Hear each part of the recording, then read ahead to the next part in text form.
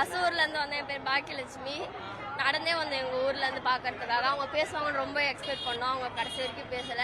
ஆனா இருந்தாலும் ஹாய் சொன்னாங்க, அதுவே எங்களுக்கு போதும்.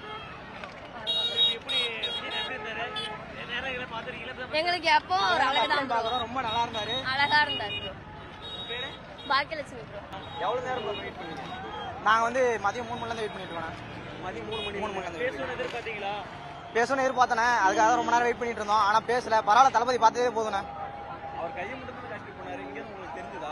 நாங்க பக்கத்துல போயிட்டோம், வேன் பக்கத்துல தான் போனோம். கூட்ட நெரிசல்ல உள்ள பூந்து போயிட்டோம். பார்த்தது ரொம்ப சந்தோஷமா இருக்குண்ணே. ரொம்ப இதான் ஃபர்ஸ்ட் டைம் நான் இந்த மாதிரி இங்க வரைக்கும் அடிபட்டு காயத்தோட வந்திருக்கேனே தளபதி பார்க்கறதுக்கு. இந்த காயம் கூட ஆறல. என் பேர் கார்த்திக். ரொம்ப நேரமா வெயிட் பண்ணிட்டு தான் இருந்தோம். ஆனா தலைவர் அவர் வராரு, ஆனா அவர் பேசவே இல்லை, பேச விட மாட்டாங்க. பேசணும்னு ரொம்ப எக்ஸ்பெக்ட் பண்ணோம், ஆனா பேசவே இல்லை. அது ரொம்ப கொஞ்சம் வருத்தமா இருக்கு. ஆமா ஆமா பார்த்தோம், வீடியோலாம் எடுத்தோம்.